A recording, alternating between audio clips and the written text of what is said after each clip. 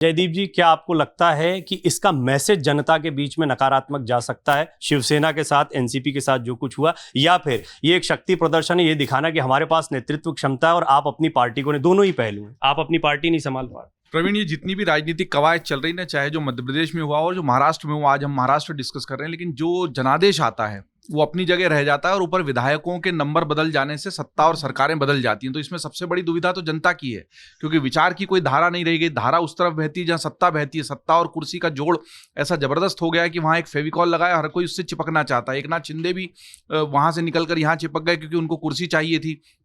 जब लगा कि एकनाथ शिंदे ज्यादा शक्तिशाली हो रहे हैं और अपने धड़े को मजबूत कर रहे हैं, और वो देवेंद्र फडणवीस जो खुद मुख्यमंत्री की कुर्सी को भोग चुके थे और उसको वापस से हासिल करना चाहते थे, जब उससे दूर बैठकर उनको उप मुख्यमंत्री पद की शपथ लेनी पड़ी, तो समझ में आ गया था कि कहीं ना कहीं ये खेल बदल सकता है। आगे खेल बदला ही। देवेंद्र फडणवीस ने मुख्य भूमिका निभाई, इसलिए कि उन्होंने जाकर केंद्र के अपने हुक्मरानों को ये बता दिया कि साहब, अगर एकनाथ शिंदे पर लगाम नहीं कसी गई तो ये आगे जाकर उच्छृंखल हो सकते हैं, और ये जो गठबंधन हुआ है और सरकार बनी है, ये आगे जाकर इसका पलड़ा दूसरी तरफ झुक सकता है। इसको देखते हुए पलड़े को बैलेंस करने की कोशिश गई और दूसरे तराजू में अजीत पवार को बिठा दिया गया, जो पहले ही नाराज थे क्योंकि आपने उनको शपथ लेने भेजा। देवेंद्र फडणवीस अपने एक साक्षात्कार में स्वीकार कर चुके हैं कि शरद पवार की पूरी स्वीकृति थी।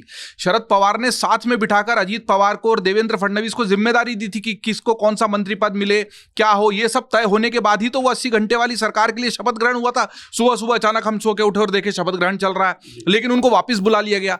तो एक अपमान का घूंट है, वो आदमी कुछ समय तक पी सकता है ना, लगातार तो अपमान का घूंट नहीं पिएगा। तो उसने विद्रोह अपने चाचा के खिलाफ कर दिया, क्योंकि चाचा अपनी चाणक्य वाली छवि को बरकरार रखने के लिए दांव पे दांव खेलते रहे और सूली पर हम चढ़े। तो जो मैंने अपना इस पर, जिस दिन ये घटना हुई थी प्रवीण और हम बात कर रहे थे एनालिसिस के लिए, तब जो मैंने कहा था कि शतरंज के माहिर खिलाड़ी माने जाने वाले शरद पवार के मोहरों ने ही उनके खिलाफ बगावत कर दी, और वो बगावत उनको आगे भारी भी पड़ रही है, क्योंकि अब उनको कानूनी दांवपेच का सहारा लेना पड़ रहा है। दिलचस्प बात यह है कि जो आपने अभी शुरुआत में ओपनिंग में भी कहा था कि घड़ी से ज्यादा शरद पवार का चेहरा महत्वपूर्ण हो जाता है, तो वो चेहरा तो वहां लगा हुआ था जब शरद पवार गुट की जब अपनी बैठक कर रहे थे तो शरद पवार सबसे बड़ा चेहरा लगा हुआ था। तो घड़ी दोनों के पास है, समय किसके साथ है वो तो समय बताएगा। अमर उजाला अब आपके टीवी पर भी। अपने स्मार्ट टीवी पर YouTube पर सर्च करें अमर उजाला, चैनल सब्सक्राइब करें और देखें ताजा खबरें, वो भी HD क्वालिटी में। और हाँ, बेल आइकन दबाना ना भूलें ताकि हर खबर हो आपके घर। अमर उजाला, निष्पक्ष, निर्भीक, निरंतर।